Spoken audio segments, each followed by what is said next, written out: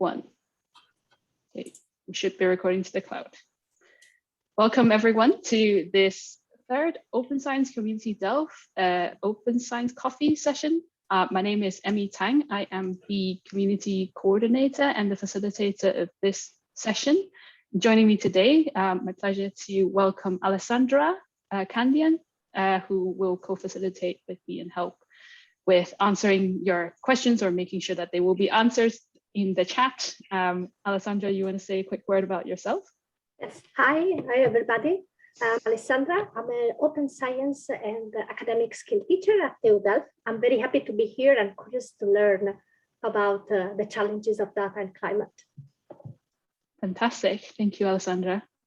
So just a few housekeeping things before we start. This is a community event, and so the Open Science Community Delft Code of Conduct applies. So in a nutshell, that just means be kind, be open, be friendly, and if you witness any sort of harassment or unacceptable behavior that are outlined in the Code of Conduct, please report to me according to the reporting procedures in the Code of Conduct, or if it's me who did it, then please use the other reporting procedures in the Code of Conduct. I've just put the link in the chat. So a little bit about today. We are very grateful to have our 3 panelists here today. So the format will be, I'll start with some introductions and some questions for our panelists. And then during that time, you could put your questions in the Zoom chat so that we will try to bring it to the attention of our panelists at the right time. And then afterwards, we will open the floor for all of your questions and comments. So if you would like to ask a question during that time, please use the raise your hand button on the Zoom at the bottom part of your menu. And we can ask you to unmute yourself and you can ask your question directly. Or if you prefer, just put it in the Zoom chat and we can also ask on your behalf. I think that's all from my side. Oh, if you are not speaking, please, we ask you to keep your microphone on mute if possible so that we can hear the panelists clearly. There we go. All right. So I'm very happy and very privileged to have three of our esteemed guests here today. We have Nick van der Giezen, who is a full professor at the Faculty of Civil Engineering and Geosciences at the Delft University of Technology. We have Martin Plieger, senior software engineer at the Dutch Meteorological Institute, KNMI. And last but not least, Diana Satz, program lead of the Data Ecosystem Innovation Program at the Open Data Institute. So first question for our panelists. If you could please introduce yourself briefly to everyone and tell us a bit about how you've come to work at the intersection of data, software, and climate. Maybe we could start with Nick. Hi, my name is Nick van der Giezen. I'm a professor of water resources engineering at Delft University of Technology. And I guess I'm here for, well, I think I'm here for 2 reasons. One is I'm a PI or a co-PI on the e-water cycle project, that endeavors to have open and reusable code available for the hydrological community, dealing a lot with climate data there. And the second thing is that I am co-director of the Trans-African Hydrometeorological Observatory. Most of my work, scientific work, takes place in Africa, and we have a large network of weather stations there that provide climate data in an otherwise underserved continent. So I guess these are the 2 reasons I'm here. Thanks. Thank you, Nick. I'm sure we'll talk a lot more about those projects that you're involved in and leading later. Next, Martin. Thank you, Emmy, and also thank you very much for inviting. So my name is Martin Plieger. I work at the KNMI, it's the Royal Netherlands Meteorological Institute. I'm at the Research and Development Department for Data and Observations. Yeah, I work at KNMI since 2007. First I did physical geography, but now I'm working mainly on getting atmospherical data accessible via web services. I've been working a lot in European projects, and there we always worked with huge climate data sets, and yeah, we have been developing software to visualize those data sets easily. And that's what we're still working on. That's called the ADREC server project, and that's currently being used in the new meteorological working station we're developing at KNMI in the GWAP project. And that's all a very open collaboration with the Finnish and the Norwegian Meteo Institutes to make a workstation where you can view the weather, but also it's working with open standards to do the visualization. And it means that we can see each other data and make the data accessible. And I think I'm here because yeah, I know a bit about these techniques, and I've been working with climate data a lot in the past. And yeah, I think climate data becomes so big that it's difficult to move, and I think we need proper tools to work with that somehow. So that's me. Thank you. Thank you, Martin. Diana? Thanks, Emmy, and it's a pleasure to be here. So I'm a program lead at the Open Data Institute, which is a nonprofit organization based in the UK. And we work with companies and governments, both in the UK and internationally, to build open and trustworthy data ecosystems. And so our vision is kind of to make data really work for everyone. And I'm leading a program of work of the organization that is focused at building open and trustworthy data ecosystems and stimulating innovation to address some of our big social, environmental, and economic challenges and goals, like the climate crisis. So that's how I happened to start working with climate data and just work on the topic of how can we better tackle the climate crisis through data.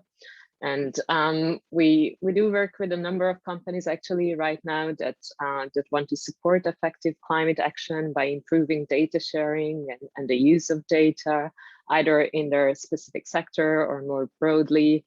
And over the past year, we have actually published 2 papers that look at tackling the climate crisis through data. So one looked at the potential types of data collaboration in 6 priority areas within climate and climate change.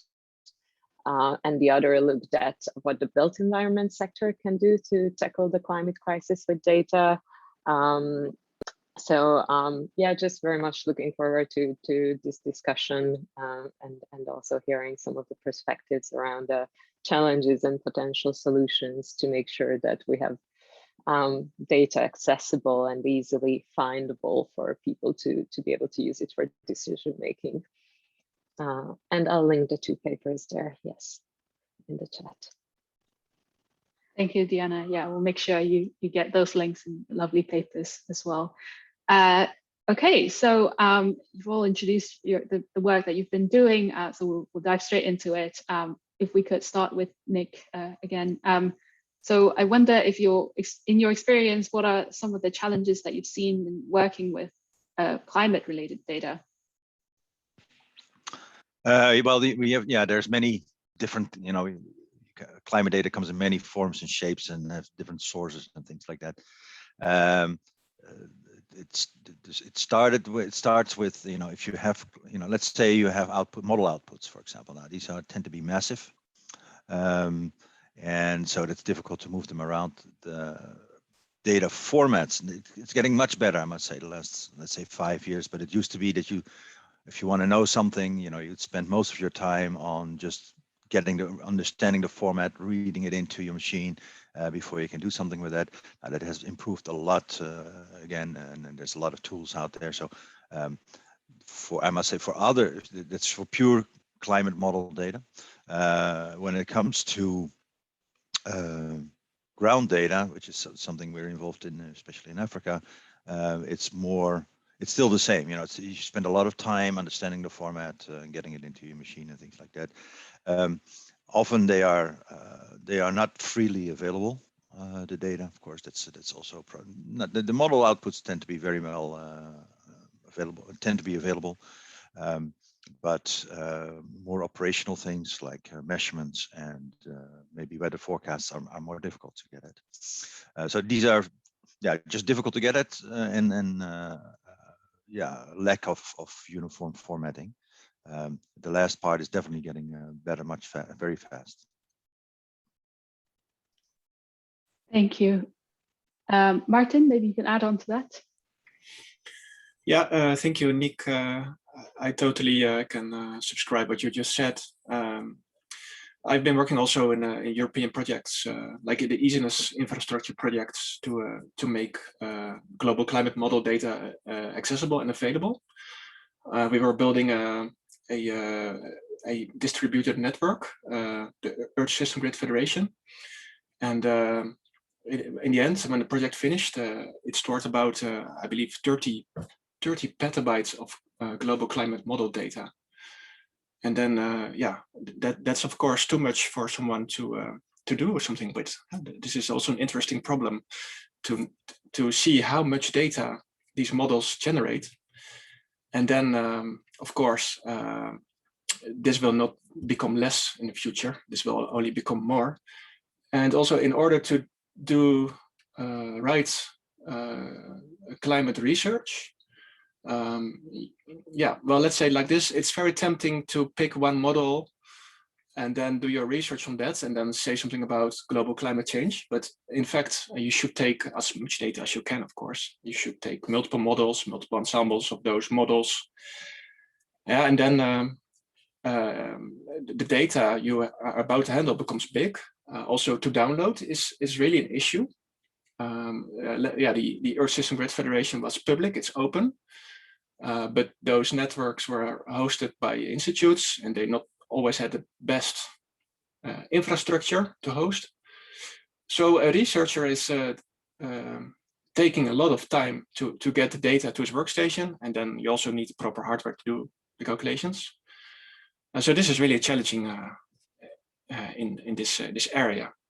And yeah, where I've been working on more is getting these data sets visualized, and that means that you keep the data at the server, and that you can make a visualization of a specific time step in that model field for a certain variable. And we did this, and that was useful. But then we also worked on getting the computations, the algorithms of the researchers to the data. I think this is really the next step. And this is a challenge, I think, which needs to be solved in the near future. So. Thank you, Martin. Deanna?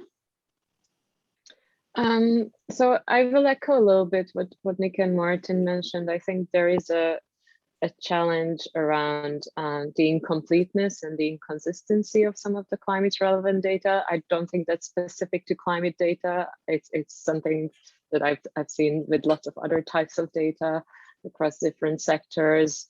I think there is also a challenge, and again, not something unique to climate relevant data, around fragmentation. So different types of data sets sit across different agencies, which makes it hard for potential data users to discover it because they don't really know where to look for it. I think this also means that even though climate as a science is kind of like a big data science, there's so much data really available out there, but only a small fraction of it is currently being used for well, it's currently being systematically analyzed, used in algorithms and models, and essentially used for taking decisions that can help us better solve climate as a crisis. And so I think a couple of things would ideally need to happen. So on one hand, we would need to make sure that we are just better at documenting climate relevant data, and that data is accompanied by standard metadata that describes its provenance, quality, the limitations of data, so that potential users can understand how to work with it.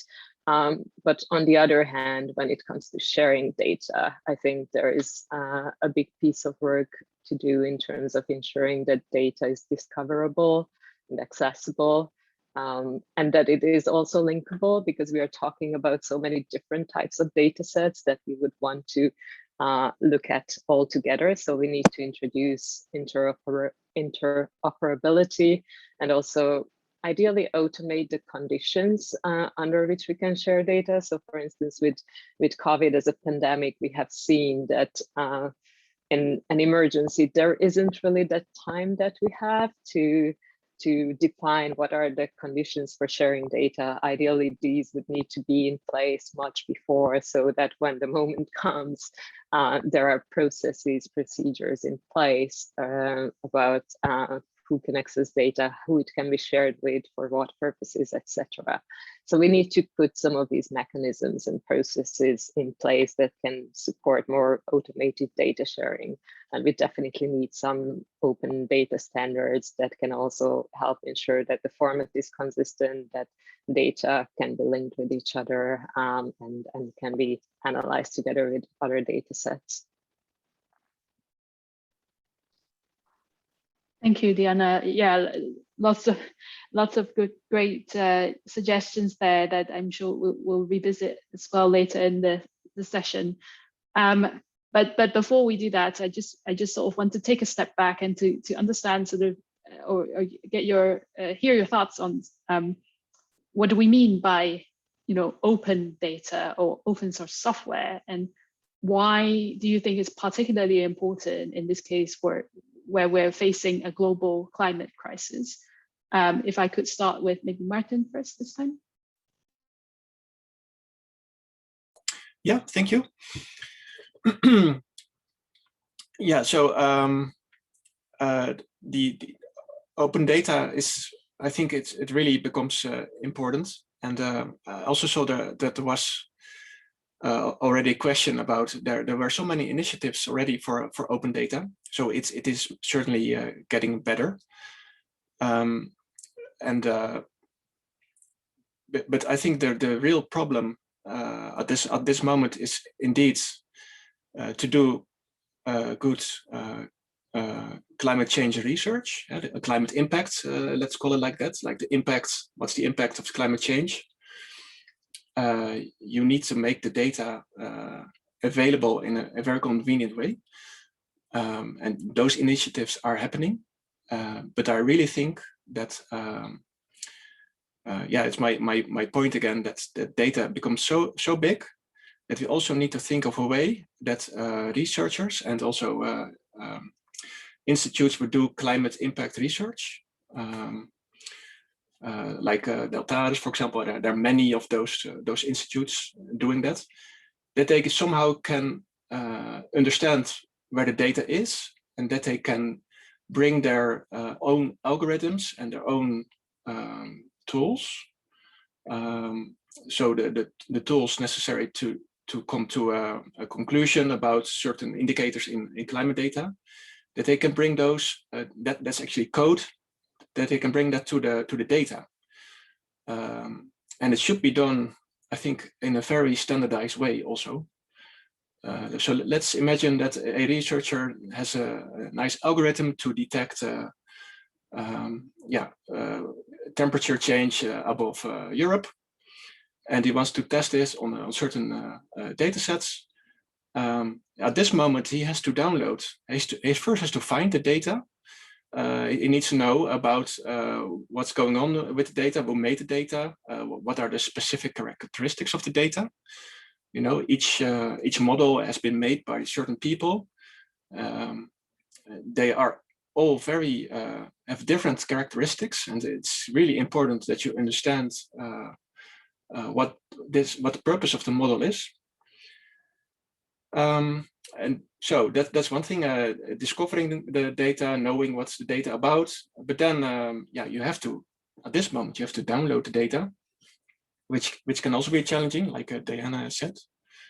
But I think it would be much better if such a person could run his algorithm at the data.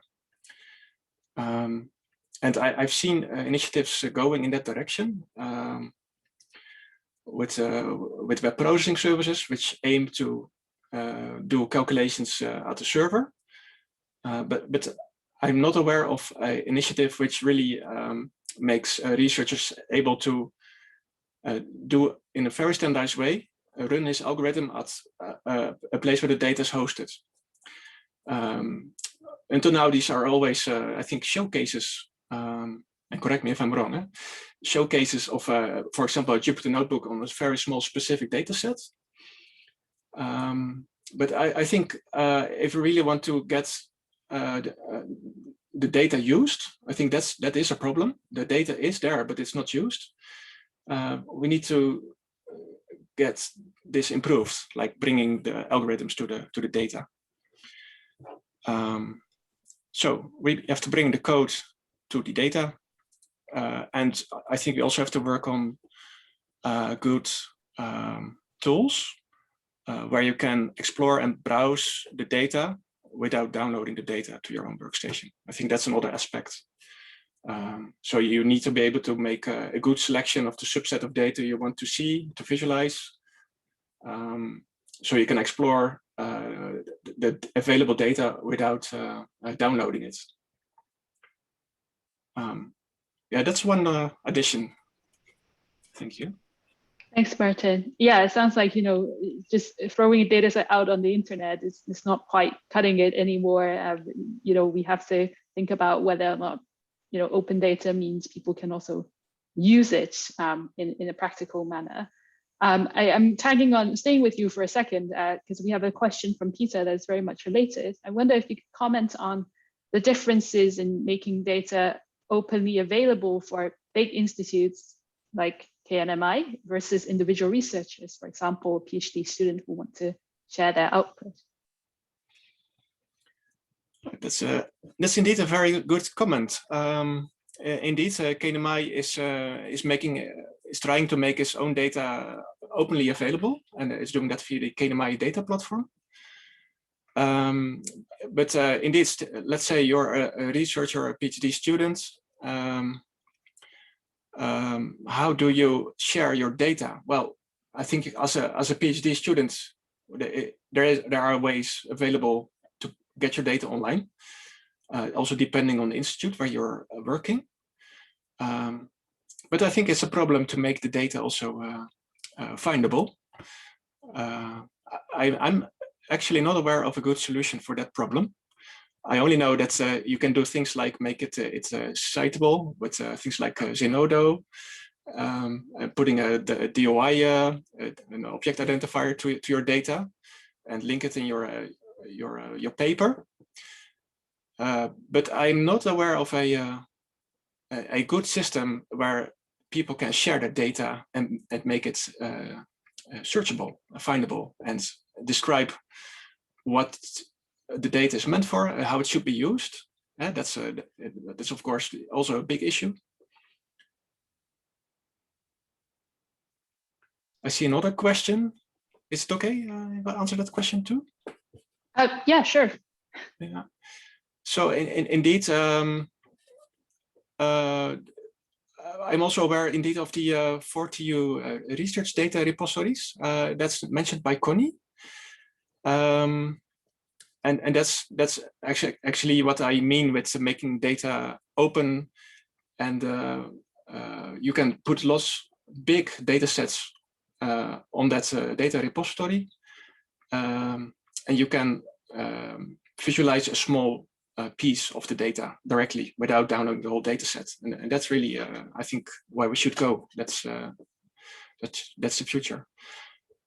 Question for I don't know if anyone knows, the research data repository, could it be the place for such a researcher to store its data? So you mean that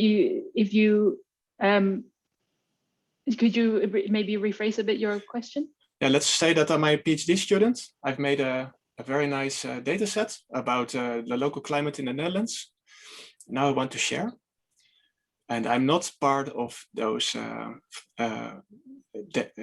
universities, the 4TU research data repository. I think I'm casting the question back to you, Emmy. What's the best way to get my data online in a very good way? That's I think it's an issue. It's a challenge we should also solve. Yeah. Thanks, Martin. I see Nick has a hand here, and you might want to jump in, Nick. Yeah, maybe I raised my hand a bit too quickly because I didn't know that the question was whether that the student could not be a member of the 4TU community. I'm not sure how strict they are with that. So I would almost say ask a friend at the 4TU, and then it's a good way to. We ask all our PhDs. It's obligatory to share data on that platform.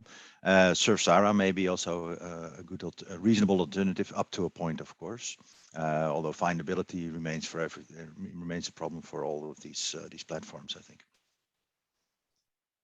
Before we move to Marta, I wonder, Nick, if you have sort of stepping out a little bit more generally.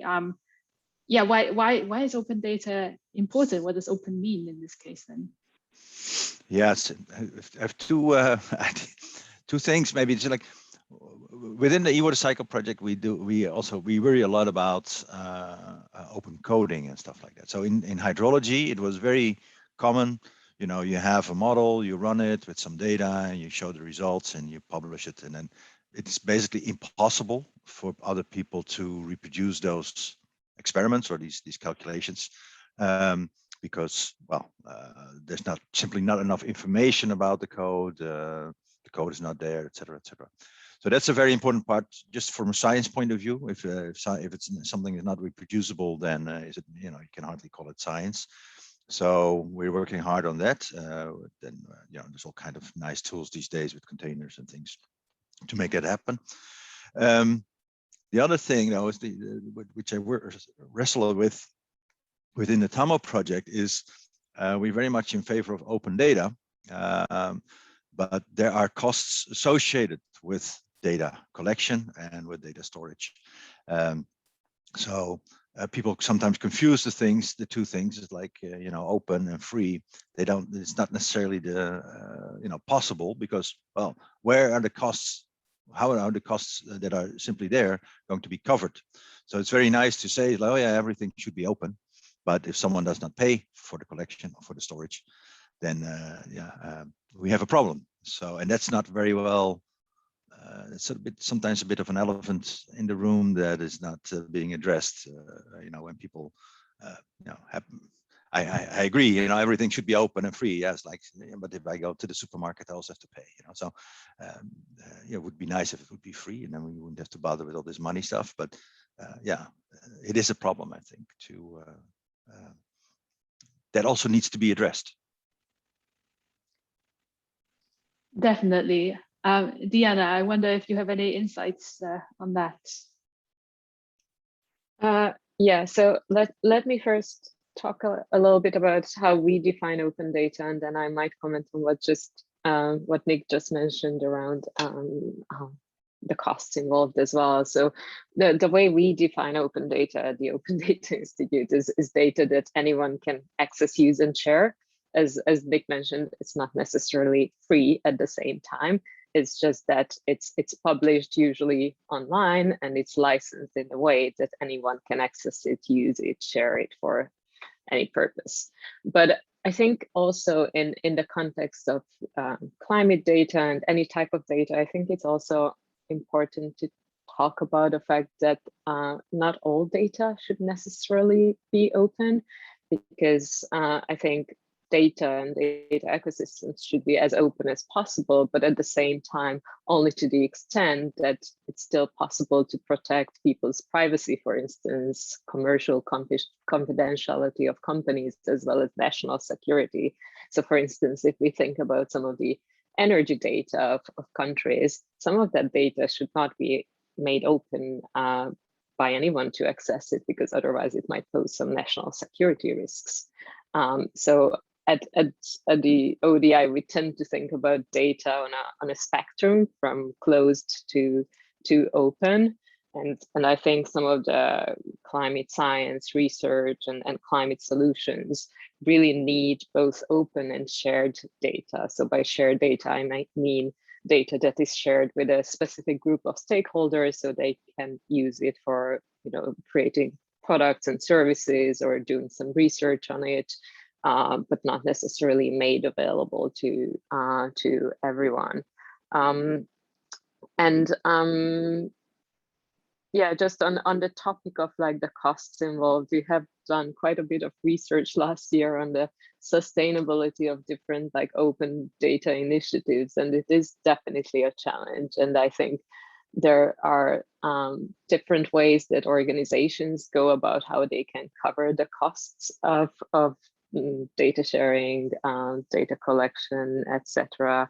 I think often you can see like some kind of like freemium models. So they would make either parts of the data available for free, or may make certain like downloads of data available for free, but for like, let's say, quicker access to the data or more frequent updates to the data, one would have to pay. Certain organizations would make some data freely available to, let's say, nonprofits and charities, but then there might be other uses of the data that come with some kind of cost involved. So we have a paper also about it on our website, which looks at some of the financial sustainability models for open data initiatives that might be interesting to look at. But maybe just to reiterate that I think for tackling the climate action, which is really a complex challenge and which requires so many different stakeholders to be able to access vast amounts of data, I really think that we need a number of different solutions between making data available freely and then having data sharing agreements in place between certain organizations. I think maybe just one last example to add, just because I think it's quite relevant probably to Martin as well, working at like meteorological organizations. I think there is more and more, for instance, observation data about the weather that we can get from industries like the automotive industry. So new kinds of stakeholders and actors who are generating lots of data, and some of that would be super useful for meteorological organizations to be able to improve their weather forecasting and the insights that they have, and that probably requires some of that shared data sharing model, because a lot of that data will not be available openly, but there could be benefits of better collaborating between sectors and between different types of organizations to ensure that the insights are as relevant and as accurate as possible. Thank you, Diana. Talking about sort of new innovation in this area, I wonder, there's a question from Georgia about climate data marketplaces. Are you familiar with these? Would you like to sort of comment on the pros and cons, or like whether these would help solve some of our challenges in terms of data formats or standardization? Is this a question for me still? Yeah, sorry, staying with you. I mean, I've not really looked into climate data marketplaces, so I don't know to what extent I can comment on them. I have to admit that I don't really know what are the terms of either being able to publish data through those, and then what are the terms of with which they are being made openly available.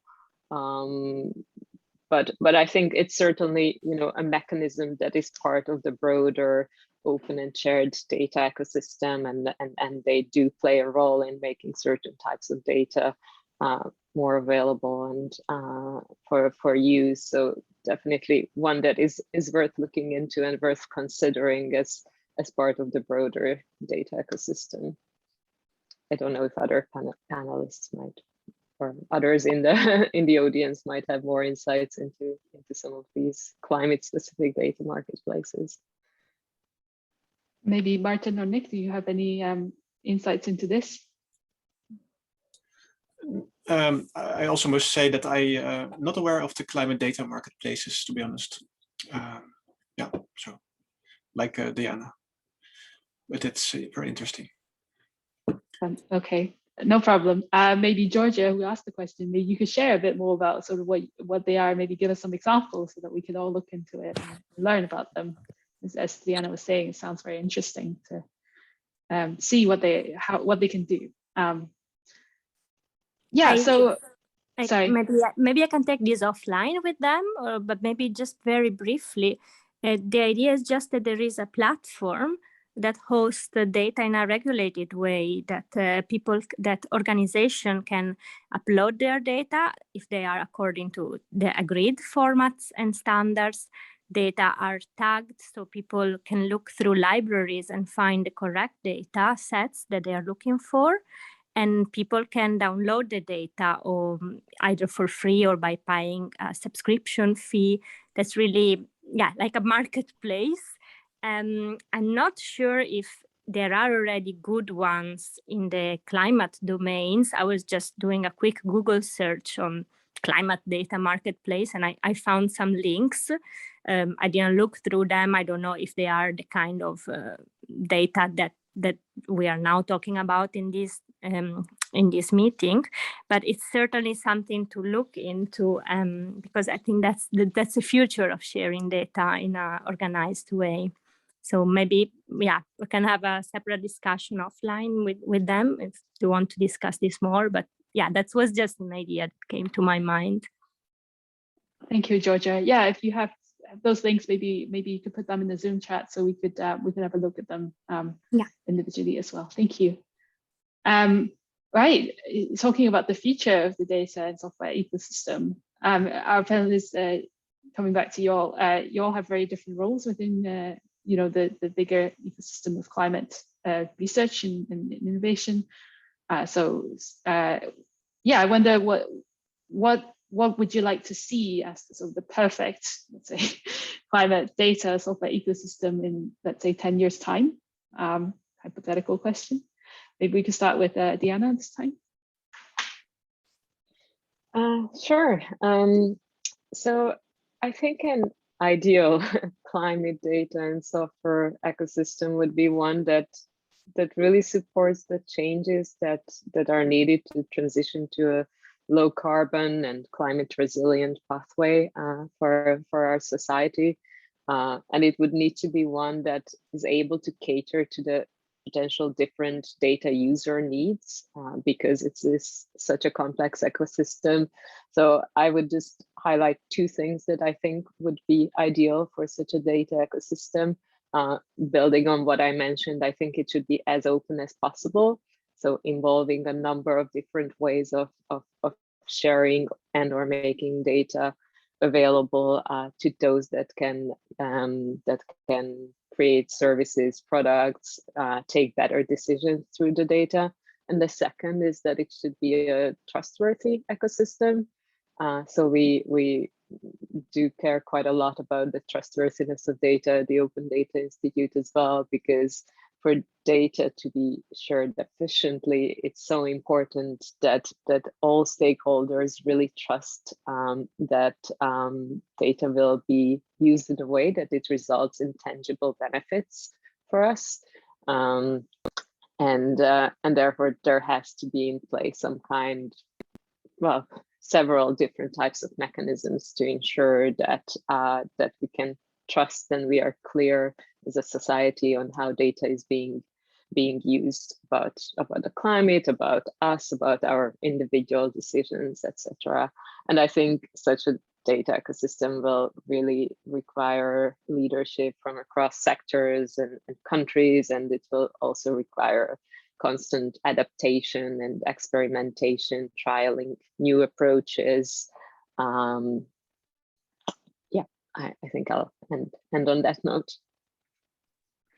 Thank you, Diana. Nick?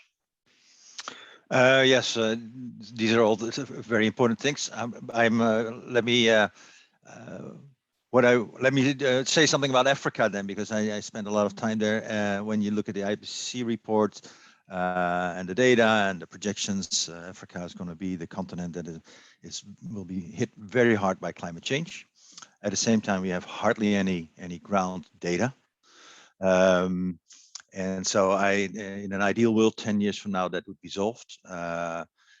You know, with the TAMO project, we're working hard on that. We have over 600 stations at the moment in Africa, but we don't have a financial sustainability plan or method at the moment. Very interesting, for example, the WMO, so the World Meteorological Organization, has started an initiative called the Structural Observation Financing Facility, SOF, which is a bit of a unlucky word in Dutch, but okay. And they're trying to collect some money. So they're at COP26 now in Glasgow, talking to people, donors, potential donors. The Netherlands already said, no, we're not interested. So they're looking for something like 40 million. And if you see the amounts floating around the Paris Agreement, probably also now in Glasgow, you know, it's nothing. It's nothing. But they cannot find it. You know, so it's ideally for me, one thing that should be part of this is that 10 years from now, there should just be a well-organized, well-funded network of ground observations in Africa, because without these observations, it's very difficult to make predictions. Without predictions, you cannot really protect yourself against disasters, etc. So yeah, and it's a whole, it has enormous value, but nobody's willing to pick up the bill for that. So in the ideal world, that would change for me.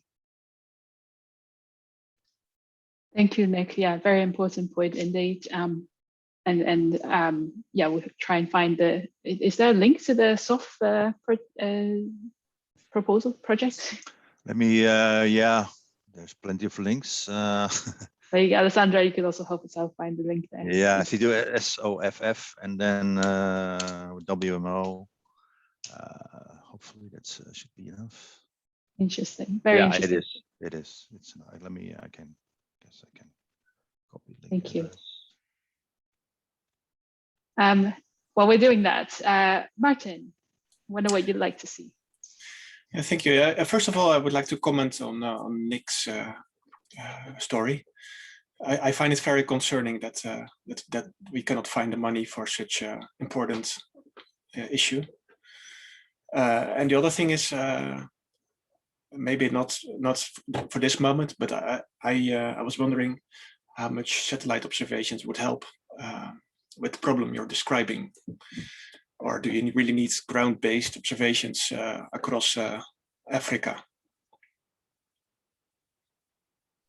Certain things satellites are helpful for, but many things not. For example, there's many rainfall products based on satellite products. They rarely beat climatology when it comes to the accuracy. Same things like barometric pressure. We don't have satellites for that, but it determines how the weather moves. Wind direction, wind speed tend to be very useful. Then we get more and more different things, but you still need some ground observations. And also for certain applications, like take crop insurance or early warning systems for floods.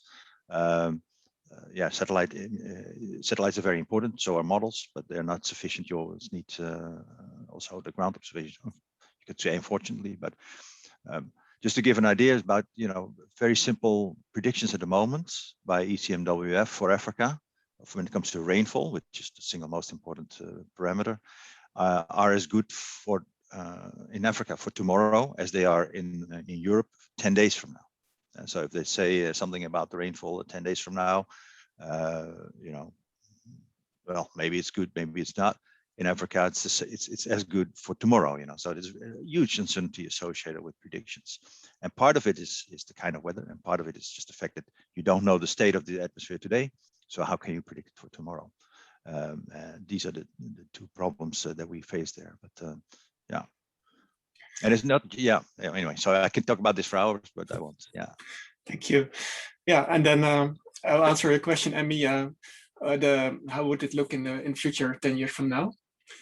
Well, there are many ideas, but here's one I really would like to see, and that's we are working in a consortium. It's called the Nordic Consortium, and that's making data center in Iceland, and it will be powered by geothermal energy and hydro power, and it will be 100% running on the sustainable energy.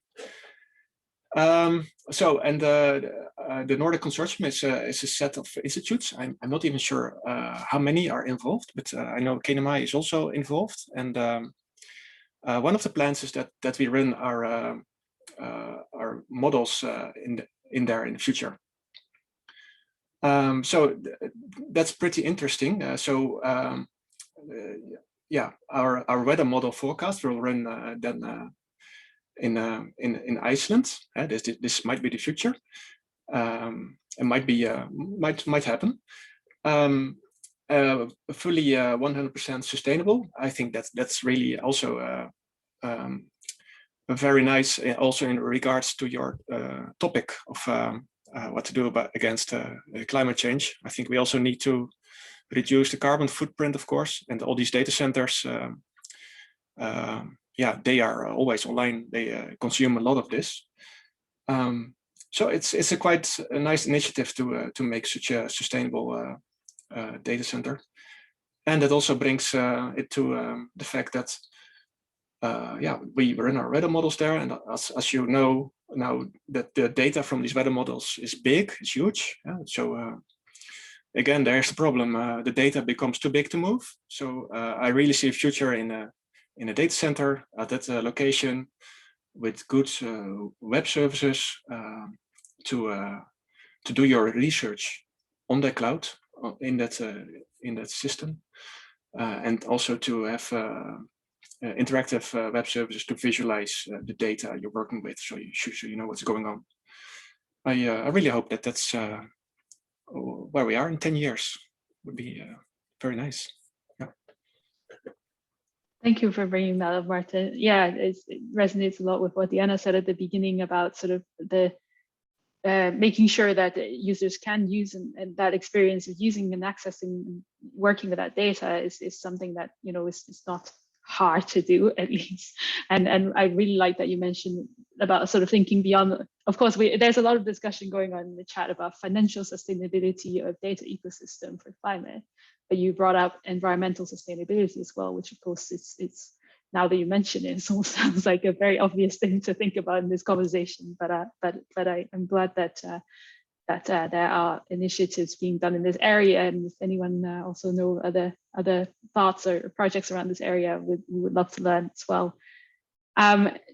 So a final question from myself, and then if you have more questions for the panel as well, please do put them in the chat so that panelists, please feel free to bring up those questions as well if you would rather answer them than answer my question. I'm just looking at the time here as well.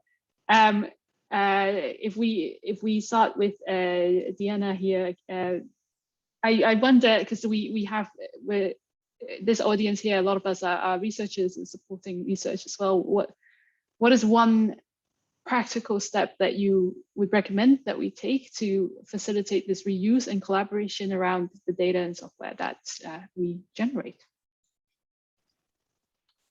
Sure. So I have two practical steps. I hope that's all right.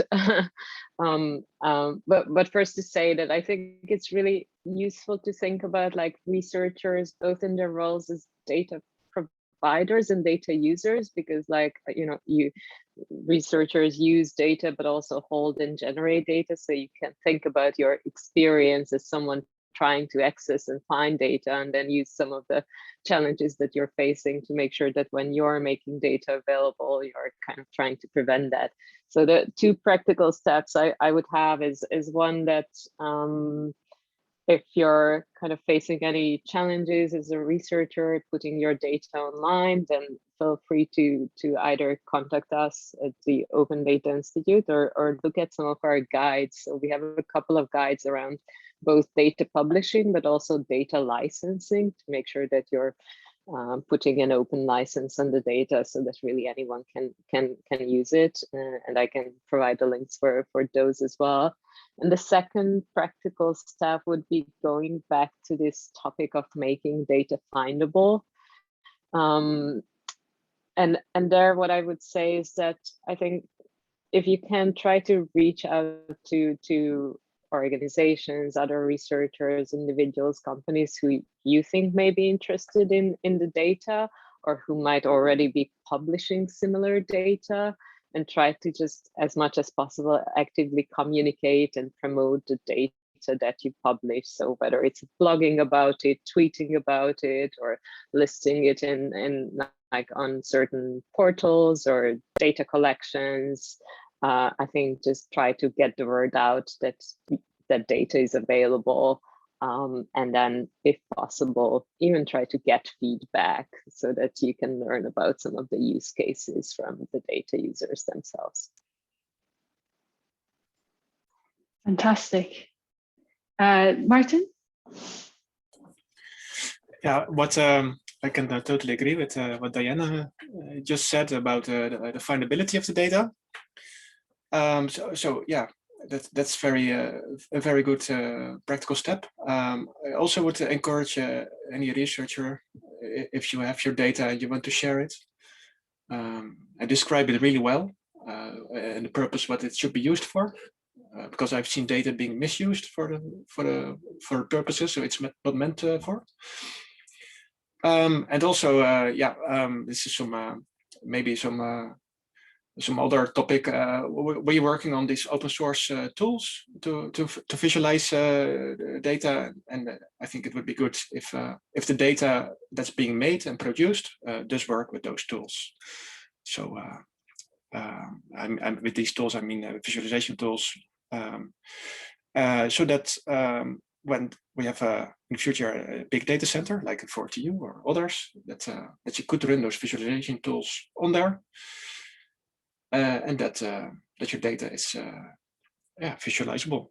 I always find it important to see the data. Yeah. Definitely. Thanks, Martin. And Nick? Yes, I agree also with that findability is just an important problem at the moment. And for example, we're in a European project, and they say, well, you know, there's the GEOS portal. You should make your data available through the GEOS portal. It's like, okay, we make our data available. I'm not sure if you've ever been there, but this is sort of the European flagship kind of thing, and you cannot find anything. It's just, you know, it's if you go to a garbage dump and trying to find something that you tossed out 3 years ago, it's, you know, it's nothing. So that's a big problem, I think.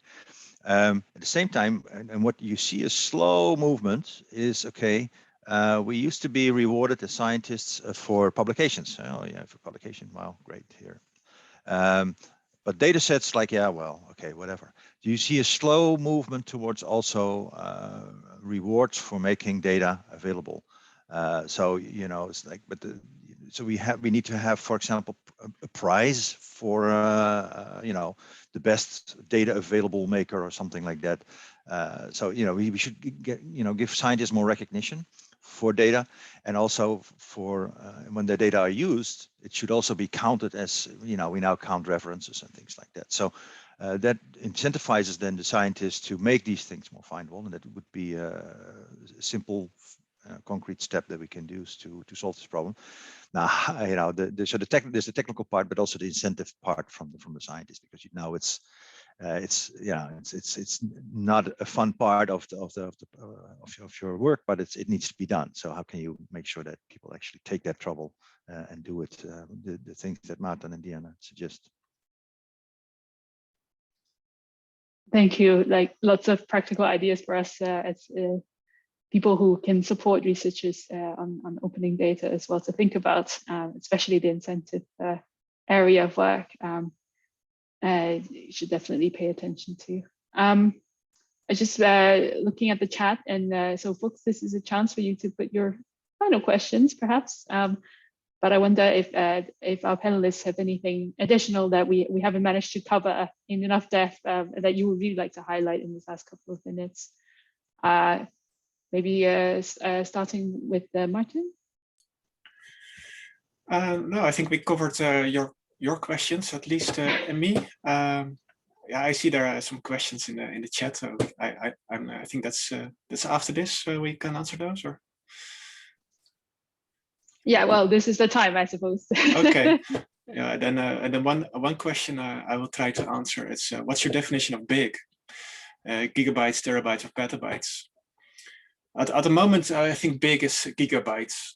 But with these climate models, you quickly run into petabytes. So there you have your order of magnitude. It's those weather models, they will increase their resolution. So the cell sizes on which you do the model outputs, and the finer, the better the prediction. So, but it's currently limited by CPU, by computer power. But it starts now to become limited by storage, because it's the computers are getting faster, but the storage costs are getting not so exponentially faster. So, petabytes, yeah.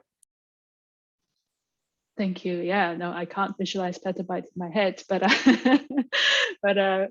Nick, any final points that you'd like to mention? Yeah, I agree with Maarten. We have a project on the World Community Grid where volunteers give CPU cycles when the computer is just on, but not, you're not working on them. And we simulate African weather for a full year. It takes about 5 days to produce 1 day real-time data, but it's just, the CPU is then there because it's, for volunteers. But the storage is then a problem. And also in the past, when you want to be, you want to be a big player in computer, as a country, you want fast, big, fast computers. That's what you were always looking for. And storage has always been a bit of an underserved aspect of this, and so apparently it's not really sexy. The fact that the cheapest storage is still on tapes, it also doesn't sound very good, but it's true.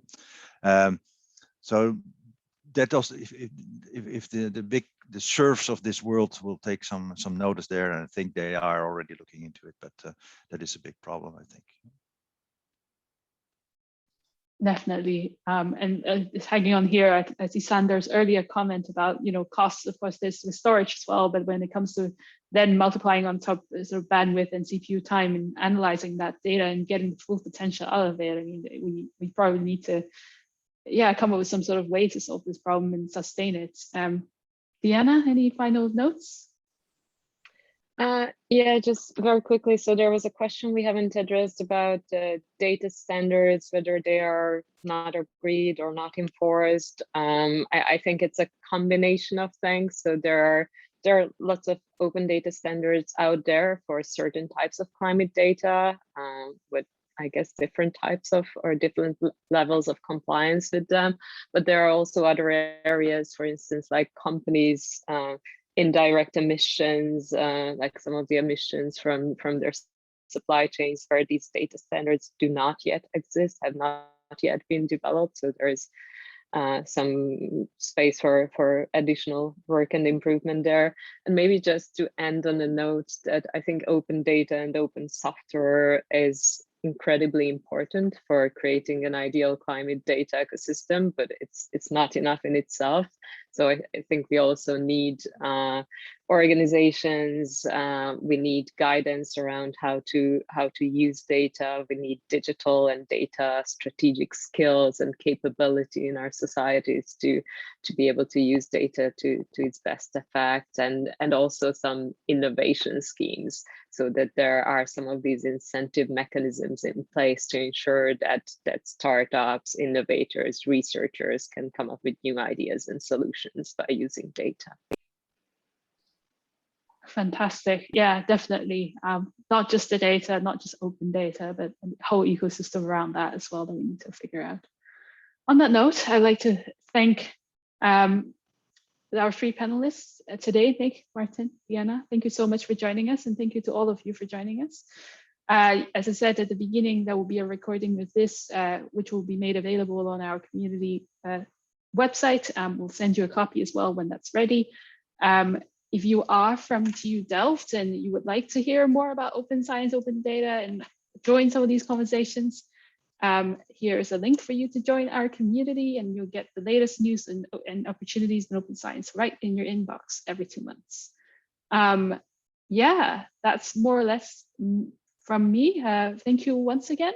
And I wish you all a very good day, evening, afternoon, wherever you are. Let's stop the recording at this point. Thanks.